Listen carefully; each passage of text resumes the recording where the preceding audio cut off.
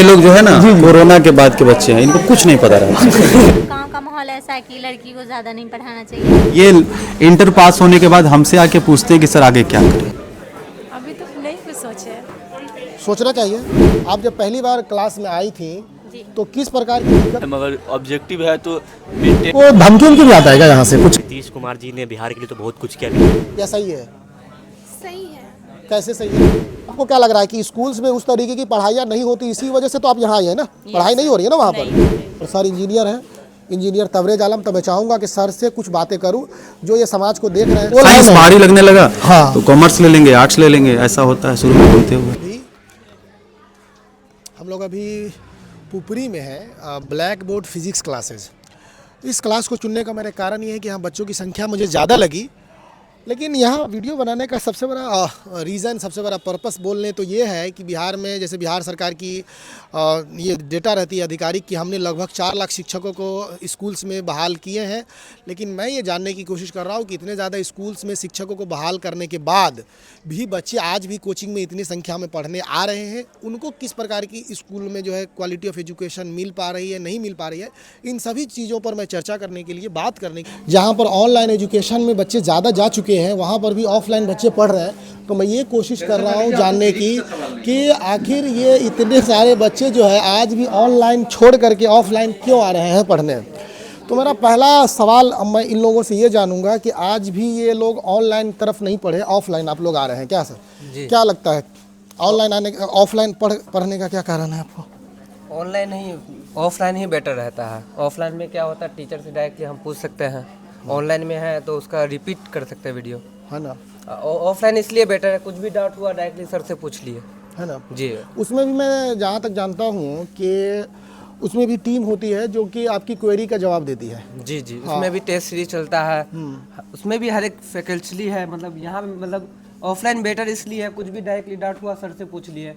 यहाँ पे भी रिवीजन क्लास चलता है, मैराथन क्लास चलता है, जो भी है यहाँ पे ऑनलाइन से बेटर है ऑफलाइन, है ना, मेरे हिसाब से। चलिए ठीक है। आप ये बताइए कि चलो आप ये बताएं कि आप 10th के बाद यहाँ कौन सी क्लास में, 11th या 12th में? 11th में जी। आप जब पहली बार क्लास में आई थी जी, तो किस प्रकार की दिक्कतों का सामना करना पड़ता है कि बेस में, मतलब जो 10th में जो पढ़ाई जाती है उस तरीके से यहाँ पर जोड़ घटाव, क्योंकि ये फिजिक्स क्लास है ना जी, तो यहाँ पर आपको किस प्रकार की दिक्कतों का सामना करना पड़ता है? शुरुआत की मैं बात कर रहा हूँ। बेसिक बहुत मतलब हम लोग का वीक था इसलिए। बेसिक वीक है जी। क्या क्या नहीं आता आपको बेसिक्स में? मन नहीं आते थे शुरू में? नहीं, बहुत कुछ नहीं आता था। जैसे मतलब फिजिक्स का हम लोग पी भी नहीं जानते थे, है ना? टाइम आप जान गए हैं जी। अभी फिलहाल मतलब ज़्यादा नहीं, फिर भी मगर जान चुके हैं, जानते हैं जी। तो इसकी जिम्मेदारी किनको है? मतलब आप जो 10th में पढ़ रहे थे तो 10th में आप 10th में भी फिजिक्स पढ़ना है, तो आप इसका जिम्मेदार किनको मानते हैं? 10th के क्लास के टीचर। 10th के क्लास को।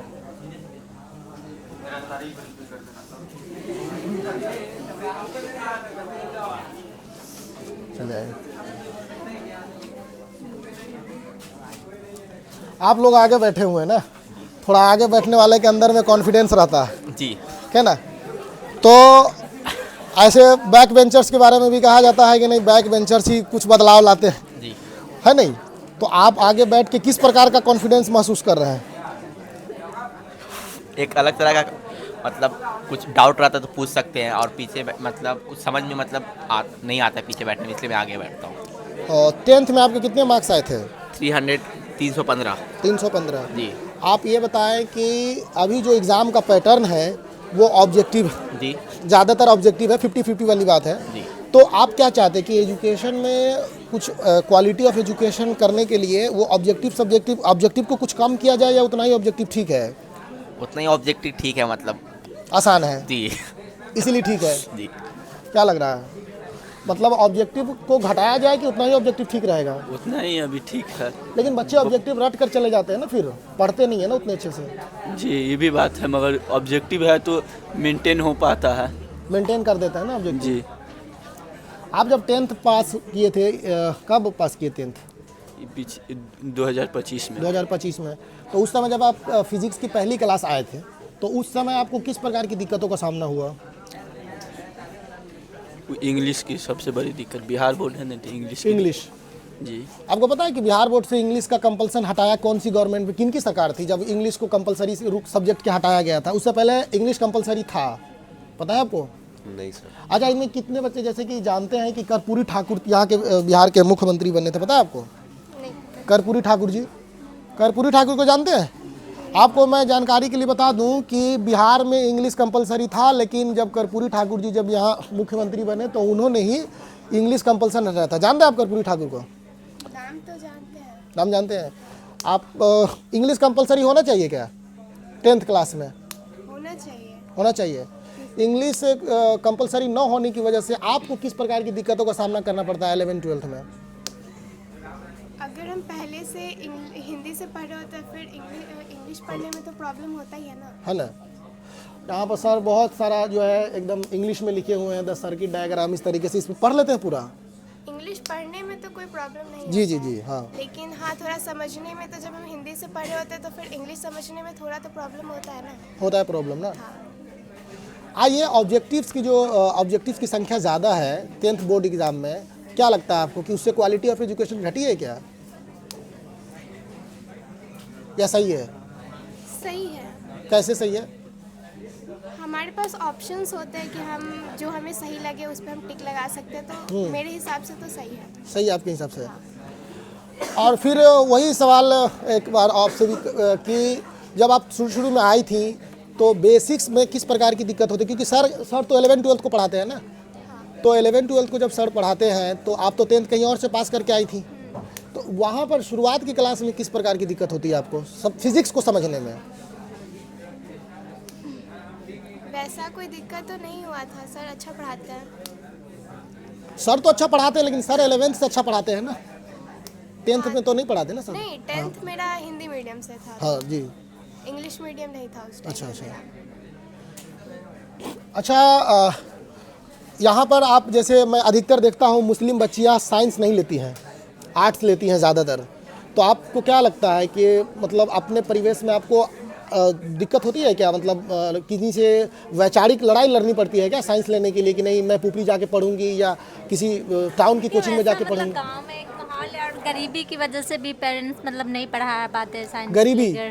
हाँ, पैसे की दिक्कत की वजह से ज़्यादा। आपको तो पता ही है कि 10th में जब आप फर्स्ट करती हैं तो आपको 10,000 रुपया मिलता है। इंटर में आप अगर फर्स्ट करती हैं तो 25,000 रुपया और प्लस में 15,000 रुपया अलग से दिया जाता है। तो कहाँ लगता है पैसा? फिर पैसा तो सरकारी लौटा देती है। नहीं भी लगता, लेकिन मतलब बहुत सारे घर में ऐसा है ना कि मतलब कर्जा वर्जा लेकर पढ़ाते हैं, ये गरीबी की वजह से। और बहुत सारे घर में मतलब गांव का माहौल ऐसा है कि लड़की को ज़्यादा नहीं पढ़ाना चाहिए, ये सब दिक्कत की वजह से। साइंस मुस्लिम बच्चियाँ कम लेती हैं अदर बच्चियों की तुलना में। ऐसा मैं जब यहाँ घूमता हूँ मैं देखता हूँ तो मुस्लिम बच्चियाँ साइंस कम लेती है। आप किसको कारण मानती हैं इनका? क्या लगता है आपको साइंस कम लेने का क्या कारण है? साइंस ज़्यादा लेनी चाहिए, जो नहीं लेते हैं मतलब अपनी मर्जी। आप लोग आगे बैठे हुए हैं, अच्छा सर आप पहली बेंच पर है ना, तो कॉन्फिडेंस होगा आपके अंदर, तो सर से डाउट पूछते हैं या मतलब डाउट पूछते हैं? सर दोबारा खुद से ही समझा देते हैं, नहीं आता तो सर बार बार खुद समझाते, पूछने का जरूरत नहीं होता है फिर। सर खुद इंजीनियर है? हाँ, तो सर पढ़ाते हैं उसको, बस एक बार पढ़ा कर नहीं ना छोड़ते हैं, उसको रिपीट में समझाते उसी वक्त फिर से। हाँ। यहाँ पर सारी मुस्लिम बच्चियाँ ही आगे बैठी हुई हैं इस तरीके से। तो आप लोगों को साइंस सिलेक्शन कर रहे थे जब आप शुरुआत में जब 10th पास की थी आप, तो उस समय आपको मतलब पेरेंट्स को क्या बोल के आप साइंस के लिए राजी करवाए थे कि हाँ मैं साइंस लूंगी? नहीं, मेरे अब्बू बस पूछे कि तुमको क्या लेना है, हम बोले साइंस, तो बोले ठीक है। फिर अब्बू पढ़े लिखे हैं? हाँ, टीचर है। टीचर है? हाँ। आप क्या बोली थी मम्मी पापा को कि मतलब मुझे साइंस लेना और वो मान गए? जी, मम्मी बोली थी तुम्हारा जो मन है वो ले लो। मान गई? यस। मम्मी को बोले और मम्मी मान गई? मम्मी खुद पूछी है ना? हाँ, क्या लेना है वही पूछी खुद से। अच्छा इधर आइए, लड़कों सबसे क्योंकि लड़कों का ये रहेगा कि हमारे से ज़्यादा कम सवाल किया गया। ऑलरेडी लड़कियों को बता दें कि 35% जो है आरक्षण है और ये जीविका दीदी ये को ही पैसा मिला है। आपको ये भी बात जानकारी होगी बिहार सरकार के द्वारा। तो कहीं ना कहीं लड़कों का भी ये भेदभाव रहता है कि सरकारें हमारे साथ भेदभाव कर रही है। लड़की हालांकि ऐसी बात नहीं है, महिलाएं जो है शिक्षा में भी पीछे थी और जिनके कारण उनको मेन स्ट्रीम में लाने के लिए आरक्षण उनको दिया गया कि ताकि महिलाएं ज़्यादा से ज़्यादा पढ़ सकें। और नीतीश कुमार जी की सरकार पिछले 20 साल से है, तो नीतीश कुमार जी का बहुत योगदान है महिलाओं को, महिला शिक्षा को आगे बढ़ाने में और हर एक रूप से उनको आगे लाने में। तो मैं नहीं चाहता हूं कि लड़कों के साथ भेदभाव करूं, और सरकार की मजबूरी हो जाती है कि कहीं न कहीं उनको प्रोत्साहन के लिए, तो मेरे साथ तो ऐसी कोई मजबूरी है नहीं। तो मैं ये जानता हूं कि आप लोग जो है पढ़ाई के अलावा क्या करते हैं? पढ़ाई करते हैं। पढ़ाई के अलावा कुछ करते होंगे ना साइड में, पार्ट टाइम, मतलब फुल टाइम पढ़ाई करते हैं? नहीं, वही रोज का काम होता है वही करते हैं। घर का काम, कुछ घर का जो काम है वो हाथ बटाते हैं, है ना? और फुल टाइम पढ़ाई है आपका? पढ़ाई भी करते हैं और साथ में यूट्यूब चैनल वो भी चलाते हैं, है ना जी। ये तो बहुत अच्छी बात है। अच्छा, यूट्यूब चैनल से मुझे एक बात आया कि अभी मोदी जी जब बिहार चुनाव में आए थे 18वीं विधानसभा में, तो उसमें एक जगह बोल रहे थे कि रील्स रोजगार। क्या लगता है कि रील्स रोजगार है क्या? रील को आप रोजगार मानते हैं? नहीं, रील्स तो मैं रोजगार नहीं मानता हूँ, क्योंकि रील्स बनाना एक अलग फॉर्मेलिटी होती है, पढ़ाई करना एक अलग फॉर्मेलिटी होती है। क्योंकि हर बंदा रील्स नहीं बना सकता, हर बंदे के अंदर मतलब टैलेंट नहीं होता, वो टाइप का एडिटिंग हो गया, बहुत सारे सॉफ्टवेयर हो गए, वो हर आदमी नहीं कर सकता है। तो ये मोदी जी की अपनी सोच है ना जी। बाकी नीतीश कुमार जी ने बिहार के लिए तो बहुत कुछ किया पिछले 20 सालों के अंदर। क्या नाम है आपका? सिबगतुल्ला साहिब हुआ। सिबगतुल्ला साहिब। बायोलॉजी है या मैथ है? मैथ है सर। क्या बनना चाहेंगे मैथ लेकर के? सॉफ्टवेयर इंजीनियर का प्लान है सर। सॉफ्टवेयर इंजीनियर का? जी। किस तरीके का कंट्रीब्यूशन करना चाहते हैं आप समाज में सॉफ्टवेयर इंजीनियर बन के? समाज को क्या देना चाह रहे हैं आप? समाज को कम से कम नहीं तो ज़्यादा से बड़ा सपना तो नहीं, लेकिन एक हॉस्पिटल बनाना चाहते हैं।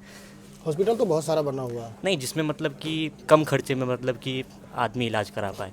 तो आपको डॉक्टर बनना चाहिए बायोलॉजी लेकर के? नहीं, सॉफ्टवेयर इंजीनियर का सपना। सॉफ्टवेयर इंजीनियर बन के उधर फंडिंग कीजिएगा? जी, इंशाल्लाह जी। अच्छा, मैं बच्चों को ये भी देखता हूँ कि जब मैं आ रहा था तो मैं देखा कि चाय की टपरी और साथ साथ सिगरेट, तो चाय की टपरी के साथ जो सिगरेट है तो वो बच्चे जो है इस तरीके का, क्योंकि ये आपको फेफड़ों को भी नुकसान पहुंचाता है। और हाँ, मैं आपको जानकारी के लिए बता दूं कि अभी हाल ही कल का ही न्यूज़ है, यहाँ पर अवेयरनेस के रूप में मैं बता दे रहा हूँ कि सीतामढ़ी ज़िले में 7,474 लोग HIV से संक्रमित हैं, जिसमें से 400 बच्चे भी उसमें संक्रमित हैं। तो आप लोग पढ़े लिखे हैं, 11th में पढ़ते हैं, साइंस पढ़ रहे हैं, और ऐसा माना जाता है कि साइंस पढ़ रहे बच्चे जो है अदर स्ट्रीम की तुलना में थोड़ा सा बुद्धिमान होता है। हालांकि ऐसी हकीकत क्या हो आपको जो पता होगा, लेकिन ऐसा मान के असम्पशन है कि ऐसा होता है। तो आप लोग अपने आसपास में अवेयरनेस फैलाइए। जो गंदगी है, जो झूठा खाना है, या जिस प्रकार का जो इससे संक्रमण अगर फैल रहा है, तो आप लोग अपने सोसाइटी में, समाज में पढ़ने के साथ साथ आप उसको थोड़ा सा प्रमोट कीजिए कि साफ़ सफाई में रहे और सुरक्षित रहें। क्योंकि 7400 आंकड़ा एक ज़िले में HIV की इतनी संख्या में बढ़ जाना, ये फिर बहुत दिक्कत की बात है। और फिर ऐसा हो जाएगा कि कोरोना से भी बुरा हाल हो सकता है, और वो बीमारी ऐसी है जो आपको ज़्यादा अच्छे से पता होगा, क्योंकि यहाँ पर बहुत बच्चे बायोलॉजी वाले होंगे, साइंस और साइंस में बायोलॉजी वाले, उनको तो पता होगा। और 400 बच्चे अपने माता पिता की वजह से 400 बच्चे भी संक्रमित हैं। ये कल का अखबार का है, तो आप आज के अखबार में भी फिर आप लोग देख लीजिएगा। तो मैं चाहूँगा कि इसको भी आप लोग अपने आसपास में थोड़ी सी अवेयरनेस फैलाएं, लोगों के बीच में जो जानकारियाँ नहीं है, जो आप यूज़ करते हैं। जैसे कि हम लोग बाल कटवाने जाते हैं नाई के यहाँ, तो वहाँ पर ब्लेड वगैरह चेंज करवाना हो या कैंची हो, उस सब पर भी थोड़ा साफ़ सफाई पर हम लोगों को ध्यान देनी चाहिए। क्या लगता है आपको? नीतीश कुमार से खुश है? जी जी। क्या क्यों खुश है नीतीश कुमार से? सर, नीतीश कुमार अभी बच्चे पे ध्यान दे रहे हैं। दे रहे हैं जी। कैसे? कॉलेजेस भी बन रहे हैं ना। अच्छा, आप यहाँ से जब पढ़ लेंगे तो आपका बायोलॉजी है कि मैथ है? बायोलॉजी है। बायोलॉजी है जी। अगर बायोलॉजी के बाद क्या नीट करना है? जी, नीट करना है, UPSC करना है ना? जी, और भी है जी। बायोलॉजी के बाद आप नीट करना चाहेंगे, नीट करने के बाद डॉक्टर बनेंगे? जी, और भी है उसके अलावा भी। है ना? और क्या आपका क्या एम है? मेरा एम है बिजनेसमैन बनना है बहुत बड़ा, और तो साथ में अलग से साथ में मतलब PhD करना किसी एक विषय से, और साथ में UPSC का भी एग्ज़ाम देना चाहते हैं। मतलब जो विषय में हम काबिल हो सके उस क्षेत्र में जाके अच्छा कर सकें, बस यही करना। आप सब कुछ करना चाहते हैं? UPSC भी करना चाह रहे हैं, नीट भी करना चाह रहे हैं?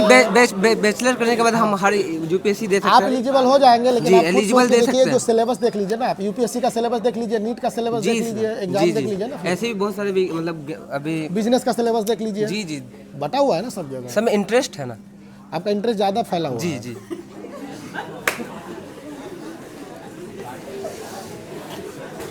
आप क्या बनना चाहेंगी पढ़ करके?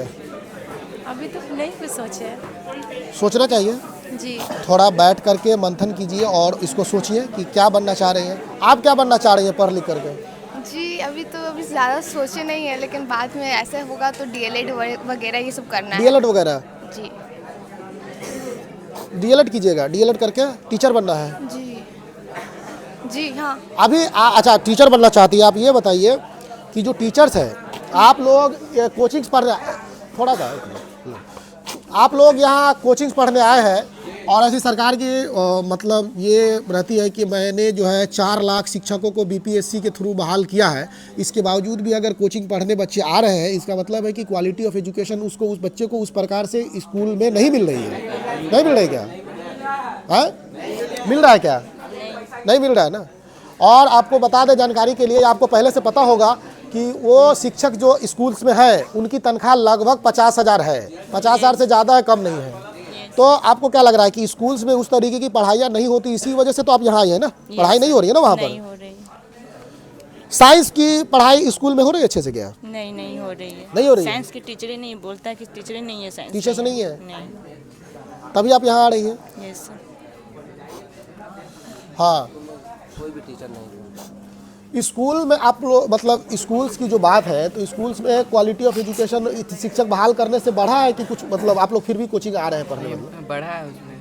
बढ़ा है? जी यस सर। जाते हैं स्कूल? स्कूल नहीं जाते हैं उसमें। तो कह रहे बढ़ा है? बढ़ा है लेकिन नहीं जाते उसमें, टीचर ही नहीं है कोई पढ़ाने लायक।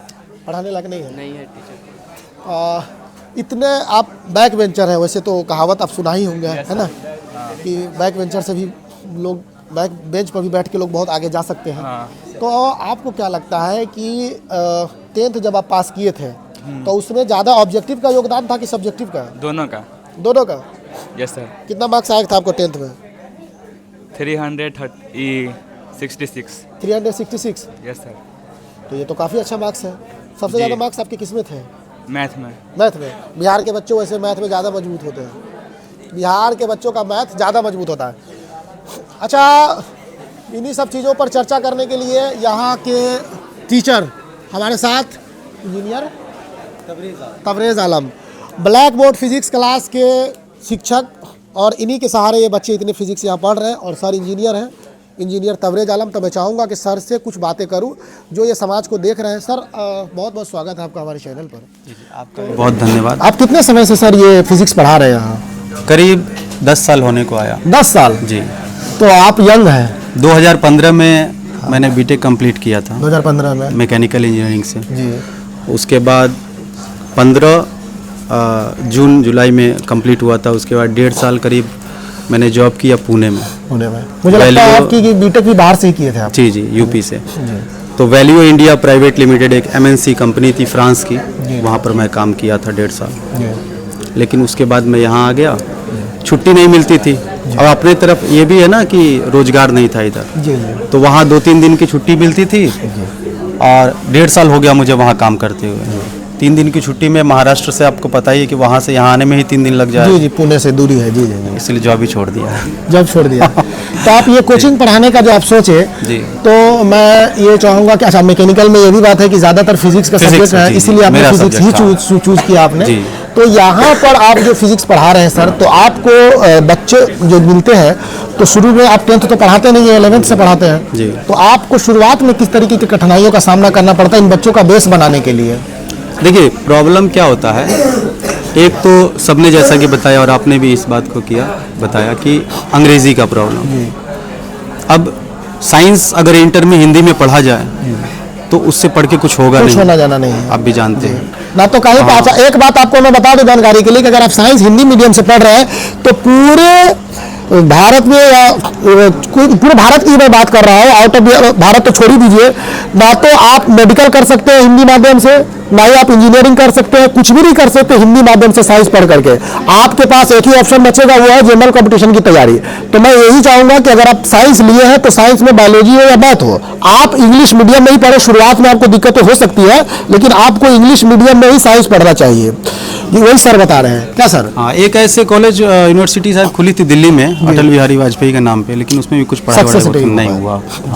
तो सब अंग्रेजी का दिक्कत होता है, मेन है कि कंपलसरी नहीं है ना। जी। तो इसमें जो 10th के टीचर्स हैं उनकी भी गलती नहीं है सर। कंपलसरी है ही नहीं, तो उसको क्या पढ़ाएं वो लोग जी, ये प्रॉब्लम नंबर भी दिखाना रहता है कि 400 पार बस, तो उसके लिए। और दूसरा प्रॉब्लम ये होता है कि 10th में न्यूमेरिकल्स ज़्यादा नहीं पढ़ाया जाता। न्यूमेरिकल्स नहीं, फिजिक्स के न्यूमेरिकल्स तो मुझे लगता है बिल्कुल भी नहीं जी जी जी। और न्यूमेरिकल नहीं होने की वजह से ये बच्चे मतलब वहाँ डेफिनेशन को 4 बार 5 बार याद कराया जाता है, ज़्यादा नंबर के चक्कर में, ज़्यादा है ना? नंबर के हाँ। चक्कर में। तो हालांकि मुझे लगता है कि उस नंबर का ज़्यादा कुछ रोल है नहीं 11th 12th में। तो अंग्रेजी तो कंपलसरी होनी चाहिए। पहली दिक्कत आपको बिल्कुल, अंग्रेजी के रूप में आती बहुत है। जरूरी है जी, उसके बाद और न्यूमेरिकल्स पर बेसिस ध्यान देना चाहिए टीचर्स को, जो 10th तक पढ़ाते हैं जी, उनको ध्यान देना चाहिए जी।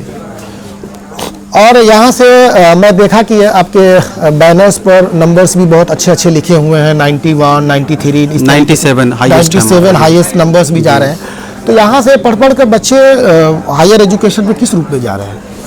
देखिए, अधिकतर बच्चे तो इनमें ये होता है कि इन्होंने अपना कोई गोल सेट किया नहीं जी, बहुत दिक्कत है। ये इंटर पास होने के बाद हमसे आके पूछते हैं कि सर आगे क्या करें।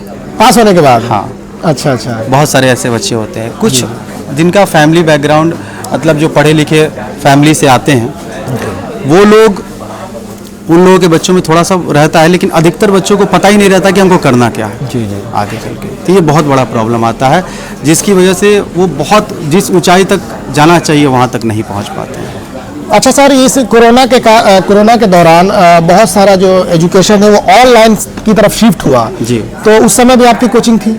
हाँ, उस समय क्योंकि आप 2015 से चालू किए पढ़ाना? 2016 से। तो सर, आपको तो कोरोना के दौरान में दिक्कतें का सामना हुआ ही, कि दिक्कत उस तरीके से झेलना ही पड़ा आपको? जी जी।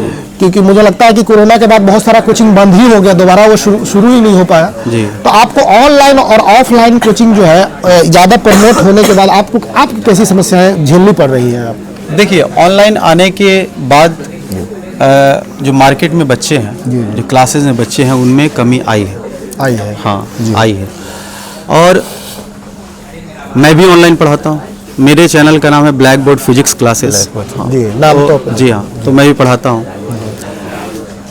मैं खासकर जो गार्जियन हैं, इन बच्चों के जो गार्जियन हैं, उनसे मैं एक बात कहना चाहता हूँ कि आपके जो बच्चे हैं, ए बच्चा, थोड़ा सा तुम लोग चुप रहो, ठीक है? तो ऐसा है कि 90% जो बच्चे हैं वो ऑनलाइन क्लास तो ले लेते हैं, आप बच्चों से पूछ लीजिएगा, लेकिन वो पढ़ नहीं पाते जी, है ना। और ऐसे बच्चे हमारे पास लास्ट में आते हैं कि सर हम कुछ पढ़ नहीं पाए। ऑनलाइन में कंटेंट बहुत अच्छा है, लेकिन आपको पता है कि मनुष्य एक सामाजिक प्राणी है। उसको एक कमरे में और मोबाइल के सामने बिठा दीजिएगा, पढ़ाई नहीं कर पाएगा। यहाँ आएगा, हंसी मजाक करेगा, बात करेगा, खेलेगा, कूदेगा और साथ में पढ़ भी लेगा। मोबाइल के सामने वो नहीं पढ़ सकता। कुछ 1% बच्चे होंगे जो पढ़ पाते होंगे, तो गार्जियन को विशेष ध्यान देना है कि वो बच्चा बोलता है कि हम ऑनलाइन पढ़ते हैं, लेकिन मोबाइल में क्या करता है वो, ये कैसे पता कर पाइएगा आप, है ना। तो कहीं भी, अच्छा, इतने बड़े बड़े जो इंस्टीट्यूट हैं जो ऑनलाइन पढ़ा रहे हैं, वो हर शहर में अपना ऑफलाइन सेंटर क्यों खोल रहे हैं? ऑफलाइन सेंटर क्यों खोल रहे हैं? जी। हाँ, और उनके ऑफलाइन का फी जो होता है वो 80,000, 1 लाख, 1.5 लाख ऐसा। जब से ये ऑनलाइन क्लासेस ज़्यादा प्रमोशन में आया है, तो तब से बच्चों का ये भी रहता है कि सर हम तो 5,000 रुपये में फिजिक्स, केमिस्ट्री, बायोलॉजी सब कुछ पढ़ लेते हैं, आप सिर्फ फिजिक्स का 5,000 ले रहे हैं जी। तो आपको भी ऐसी समस्या आती है क्या? नहीं, ऐसी ये लोग शिकायत नहीं करते, क्योंकि पता है कि उनका भी तो ऑफलाइन सेंटर 1.5 लाख लेता है। हाँ, ऑफलाइन में ज़्यादा फीस है जी। और वीडियो बना के दे देना, ऑनलाइन पढ़ा देना, मतलब पढ़ने, वो ऑनलाइन बहुत अच्छा कंटेंट बहुत अच्छा रहता है जी। उसको आप ये कर सकते हैं कि जैसे आप इंटरमीडिएट पढ़ लिए, आपको सिलेबस का पूरा ज्ञान है, फिर आप ऑनलाइन पढ़िए। आप इतना आप में डिसिप्लिन आ गया रहेगा, क्या पढ़ना है क्या नहीं पढ़ना है पता रहेगा, तब आप पढ़ सकते हैं। आपने 2016 में कोचिंग शुरू किया, 2025 खत्म होने वाला, लगभग 9 साल 10 साल हो गए जी। आपने बच्चों में किस प्रकार का बदलाव देखा कि मतलब बच्चों में जो वेरिएशन हो रहा है उनके बिहेवियर में, एजुकेशन में? क्योंकि मुझे लगता है कि 2014 में पैटर्न चेंज हुआ था इंटर का, और इधर बच्चों को ऐसे पैटर्न बना दिया गया है 50% ऑब्जेक्टिव दे करके कि बहुत आसान कर दिया गया है नंबर लाना। तो आप किस प्रकार का वेरिएशन देख रहे हैं बच्चों के बिहेवियर में, या सब कुछ मतलब ओवरऑल बात की जाए तो? देखिए, बच्चों की क्वालिटी में बहुत गिरावट आई है जी। हाँ, पढ़ने वाले हर क्वालिटी, पढ़ने की जो क्वालिटी है उनकी, मतलब जो पहले आते थे बच्चे बहुत, मतलब एक तो जो होता है ना रिस्पेक्ट, टीचर का रिस्पेक्ट करना, ये ऑनलाइन कम कर दिया है। ये इसमें भी कमी आई है। ऑनलाइन पढ़ाई होने की वजह से बच्चे जो है मुझे लगता है टीचर्स को एक रोबोट समझने लगे। पहले बच्चों में टीचर के प्रति एक रिस्पेक्ट था। जी जी, उसमें बहुत गिरावट आई। अच्छा, और हम लोग भी अपने आप को धीरे धीरे उसके हिसाब से ढाल लिए कि भाई ज़्यादा इज्जत का एक्सेप्ट नहीं, मतलब उसकी उम्मीद नहीं करनी है। अच्छा, बहुत गिरावट आई है डिसिप्लिन में बहुत। और ऐसा है ना कि जो ये टीचर्स जो बच्चे होते हैं, इसमें से अधिकतर बच्चे जो हैं जी जी, इनके कभी गार्जियन यहाँ नहीं है, मिलने नहीं आपसे? नहीं, ये खुद ही अपना गार्जियन है, खुद ही आते हैं, खुद ही फी जमा करते हैं, खुद ही एडमिशन लेते हैं, खुद ही पढ़ते हैं, खुद ही टीचर भी डिसाइड करते हैं। हाँ, खुद ही टीचर भी डिसाइड करते हैं, ये खुद से ही। मतलब कहीं ना कहीं बच्चों के गार्जियन को सोचना चाहिए कि वो सोचते हैं कि मेरा बच्चा आगे अच्छा करे, तो कम से कम उनको आके देखना चाहिए कि उनका बच्चा कहाँ पढ़ता है। अच्छा, किस चाय की दुकान पे वो खड़ा रहता है, किस दिन क्लास करता है, किस दिन नहीं करता है। जी जी, ये सब थोड़ा सा टाइम देना पड़ेगा गार्जियन को। तो इसमें बदलाव आया है। हाँ, आप देना पड़ेगा। नहीं, ये तो शुरू से ही गार्जियन नहीं आते, शुरू से ही। हाँ, ये मैं गार्जियन को कहना चाहूँगा कि वो लोग आके एक बार विजिट करें, देखें कि उनका बच्चा कहाँ। अच्छा सर, एक बात और है कि जैसे आपने अभी बात के दौरान आपने बताई बात की बच्चा का गोल सेट नहीं है। मैं यहाँ तक ऑब्जर्व किया हूँ कि शुरुआत में जब फ्री डेमो क्लासेस चल रहे होते हैं, जब बच्चों का स्कूल में नामांकन नहीं होता है, तो बच्चे इस कोचिंग गए, कॉमर्स में गए, बायोलॉजी में गए, फिजिक्स में गए, सब जगह घूमते रहते हैं। और घूमने के बाद उनमें जो उनको पसंद आ जाए, कोई या कुछ तरीके की बात हो जाए, वही सब्जेक्ट ले लेते हैं। हाँ, ये तो होता ही है। उनका साइंस भारी लगने लगा, हाँ, तो कॉमर्स ले लेंगे, आर्ट्स ले लेंगे, ऐसा होता है शुरू में घूमते हुए। हाँ, शुरू में घूमते घूमते अपने हिसाब से। और कहीं कभी ऐसा भी होता है कि जो टीचर्स होते हैं पर्टिकुलर सब्जेक्ट के, या कॉमर्स के हो गए या फिर आर्ट्स के हो गए, वो अपने मतलब साइकोलॉजी में उसको बांध लेते हैं। उनको आर्ट्स लेने का मतलब डायरेक्ट IAS ऑफिसर। आपको तो सब पता है ना। क्या होता है ना, पता है आजकल जो टीचर्स हैं, और ये गलत बात नहीं है, तो गांव में जो होते हैं वो जितने भी 10th के टीचर्स हैं वो सब अब अंग्रेजी पढ़ाने लगे, आर्ट्स पढ़ाने लगे, तो कहीं ना कहीं मोटिवेट तो करेंगे ना आर्ट्स लेने के लिए। मुझे लगता है 90% और मोर देन 90% बच्चे तो 10th के टीचर के पास आर्ट्स लेके वहीं पढ़ने लगते हैं। हाँ। मुझे लगता है 10% से कम ही बच्चे होंगे जो साइंस वगैरह लेके अपना क्या। जी जी जी। अच्छा सर, 11 जैसे खान सर का एक वीडियो भी था, वो बहुत वायरल भी है, उनका क्लिप बच्चे यहाँ सुने होंगे, आप तो जरूर सुने होंगे, जिसमें बोल रहे थे कि अगर आपको किसी भी कंपटीशन की तैयारी कर रहे हैं तो एटलीस्ट 11th-12th में आपको जरूर साइंस पढ़ना चाहिए, लेना चाहिए। इंटर में तो साइंस पढ़ना चाहिए, पढ़ना चाहिए। आप इंटर के बाद भले ही कुछ पढ़े, हाँ, लेकिन इंटर में साइंस पढ़े। बिल्कुल, आप एग्री करते हैं इस बात? बिल्कुल बिल्कुल, 100%। क्योंकि कितना भी जो मैथ और साइंस पढ़ लेता है ना, तो कंपटीशन में उसका काम। अच्छा, कोई भी एग्जाम ले ले, BPSC ले ले, UPSC ले ले, BPSC में भी 40 नंबर का सिविल सर्विस की मैं बात कर रहा हूँ, 10 नंबर का फिजिक्स, 10 का बायोलॉजी, 10 का केमिस्ट्री, 10 का मैथ, वहाँ भी साइंस है, हर जगह साइंस। अभी साइंस और मैथ पढ़ लेगा तो उसको बाद में पढ़ना मुश्किल नहीं लगेगा, लेकिन अभी अगर वो नहीं पढ़ेगा तो बाद में नहीं ना पढ़ पाएगा साइंस और मैथ। अच्छा, साथ ही साथ मैं कुछ अंतिम पड़ाव की तरफ चल रहा हूँ। आपको धमकी भी आता है क्या यहाँ से? कुछ ऐसे तरीके का चैलेंजेस आते हैं कि आपको यहाँ लोकल स्तर पर? नहीं, ऐसा कुछ नहीं, पुपरी का माहौल बहुत अच्छा है। और जैसे कि अगर कोचिंग की मैं बात करूँ, वहाँ पर धमकाने का भी काम होता रहता है कि बाहरी धमकी आते रहता है शिक्षक को, रंगदारी वसूलने की बात होती है, इस तरीके की बातें होती है कि तुम आपके पास इतना बच्चा है तो मुझे रंगदारी दो, नहीं तो हम तुमको ये करेंगे, टॉर्चर करेंगे। नहीं, यहाँ के जो भी प्रतिनिधि हैं, है ना, हमारे ब्रजेश जलान हैं, और जो भी सब लोग मतलब कभी ऐसा कोई नौबत आता ही नहीं है। मतलब हम देखते हैं पुपरी के आसपास कितना ज़्यादा क्राइम हो रहा है, लेकिन पुपरी में ये चीज़ अभी तक जो है बहुत सही है कि नहीं है ये सब चीज़, और हम लोग को कभी ऐसा दिक्कत नहीं है। और हम लोग लोकल भी है यहाँ से, कभी कोई दिक्कत यहाँ पे ज़्यादातर टीचर्स जो है ना वो लोकल ही है, ज़्यादातर लोकल, बाहर के है नहीं, तो प्रॉब्लम भी नहीं।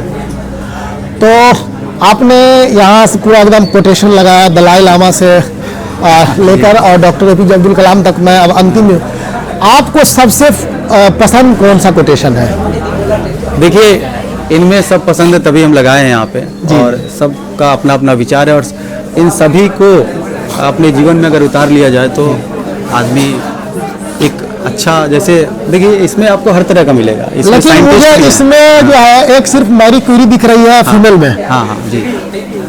इसमें मुझे कल्पना चावला नहीं दिख रही है। हाँ, इतनी सारी लड़कियां हैं। जी, कल्पना चावला का भी होना चाहिए क्या? जी बिल्कुल होना चाहिए। कस्तूरबा गांधी भी फूल लगाते हैं। अच्छा, इसमें कितने बच्चे हैं जो भगत सिंह को आइडियल मानते हैं? भगत सिंह को कोई आइडियल नहीं मान रहा है?